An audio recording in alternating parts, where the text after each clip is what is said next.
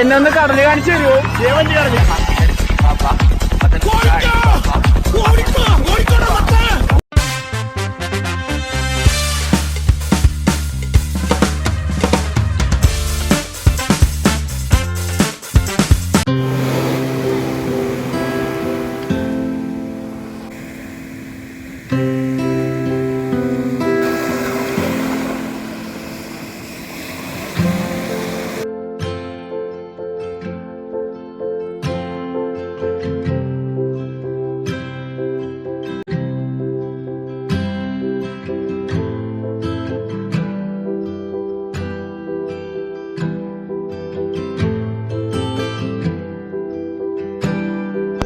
Hello guys, അപ്പോൾ ഇന്ന് എൻ്റെ ഒരു ഈവനിങ് വ്ളോഗ് എങ്ങനെയാണെന്ന് കാണാം.